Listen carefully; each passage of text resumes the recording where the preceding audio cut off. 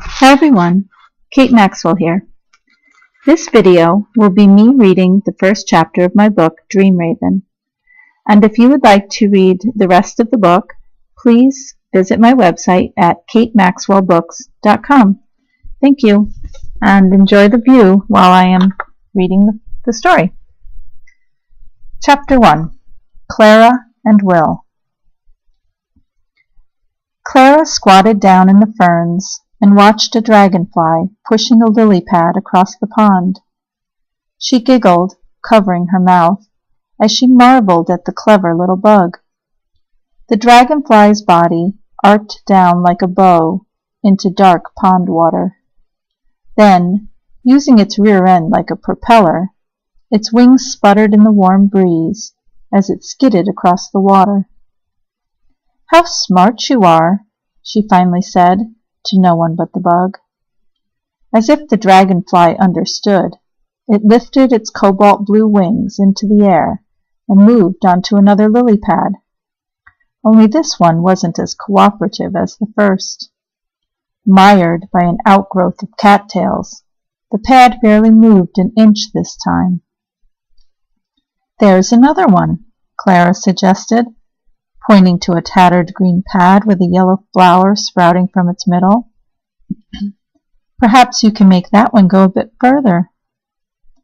"What are you doing, Clara?" Will's voice was loud in the still summer air. "Shh!" Clara warned her twin brother in a hushed whisper. She motioned him over. "You'll scare it away. Come watch. He's very clever, this one, playing in the pond by pushing lily pads around like a little boat." Will squatted down beside Clara, his freckled face eager for a bit of amusement to quell long, listless days in the forest. "He's not listening, Clara. He chose another pad, much smaller than the one you suggested." Clara smiled contentedly. "I told you he was clever. Look." Clara and Will giggled together as the dragonfly managed to streak across the wind-rippled water for a full 5 seconds. Then it grew bored of the game and darted off to loop in the sky. Clara knew it was a full 5 seconds because she counted in her head. Not so long ago, Esther taught them how to count when they begged her and Grampy to show them the school books that Esther once loved. "They're nearing their 11th year, Esther," Grampy had scolded gently. "Seems it's time to start teaching them to read and write." "And count," Will added, "like the way you say numbers, Esther, when you're mad at us. When we do something bad, that is." "Mama used to do that," Esther said, with that same forlorn voice she always used when referring to their mother. "She used to say if she counted aloud, she'd hit less hard when she finally caught us." Clara thought briefly of Mary Trowbridge, who died of a broken heart when she and Will were only 3 years old. At least that's what Grampy always said. "Died of a broken heart less than a year after our beloved William was stricken with influenza." Esther had a different story. "Mama worked so hard. Often I saw her resting behind the outhouse, breathing real hard. She told me she was born that way, although I don't imagine Papa's death helped much. I never saw two people so devoted. Every day they'd do something nice for the other. Like Papa would pick Mama a flower and lay it on her pillow. Then she'd make a special pie just for him." Those were the days of pies and pillows, Clara supposed, although plenty of flowers still grew in the field by the woods. "It's getting late, Clara," Will said with a soft yet stern voice.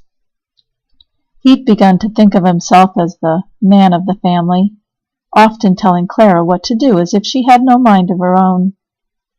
Clara stared up at the sun. "Not so late, really." "Still too much to do, though. Did you bring the water from the well? It's your turn today, and the beans need picking." "I swept the floor this morning," Clara stated, not one to be bullied by her brother, even if he was a few minutes older. "Henry laid 2 more eggs, and I got them quick before she put up a fuss. The water's been delivered to Esther, and Grampy's nibbling the beans right now. Plus, I shoveled dirt over that poor dead skunk so he wouldn't stink up the woods any more." "That's taking food away from the other critters," Will said, raising his eyebrows. "Grampy said to leave them be." "I know," Clara said, "but he looks so sad, and I hate it when the flies and bugs and coyotes tear things up and eat them slowly. Doesn't seem right." "Ah, you're too much of a softy," Will said. "That's how nature is, brutal." "It's awfully pretty, too," Clara said, looking upward. Lime-colored leaves glinted in a shaft of sunlight. "Want to go to the cliffs? We finished our chores and Esther's busy making dinner. Grampy only knows when the light dims, and it won't do that for a while still." "All right, let's go." Clara didn't like talking when they picked their way through the forest, because you never knew who you'd find. Squirrels, chipmunks, an occasional beaver at the edge of the brook, geese resting, or even a snake coiled up on the path. Then, sometimes, especially near dusk, a majestic deer or elk stood paused, listening. If you talked, they felt intruded upon, and small critters would scurry under rocks or fallen leaves. Larger creatures, like deer or elk, leapt over mossy gullies, showing only a black tail or mighty antlers. You always respect the forest, that's what Esther said, and what Mama and Papa had said.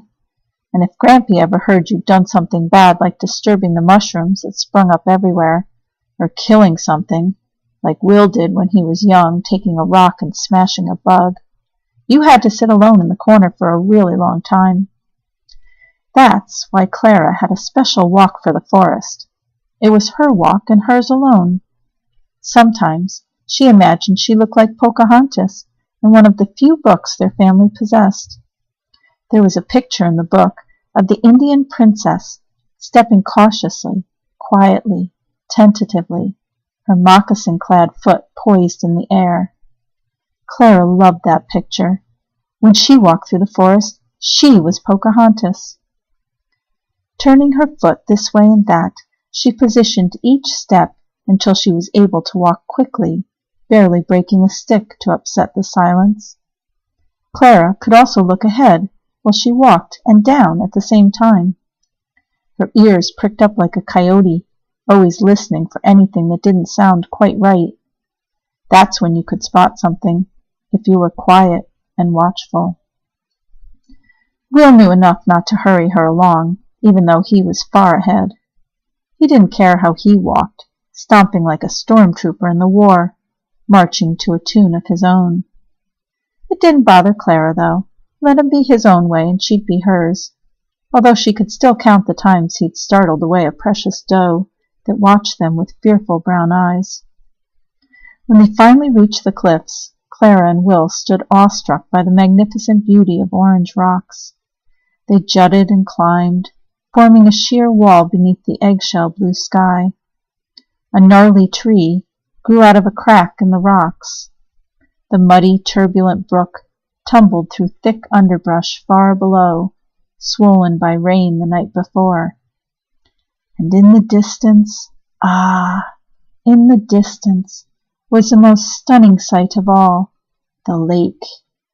Not just any lake either, heart-shaped, sparkling in the sunlight, like blue diamonds. It seemed magical somehow, like it was calling you to dip beneath its waters, summoning the brave ones who dared to venture through tangled vines that surrounded it, like a host of living snake people. "Do you think we'll ever get there?" Clara asked.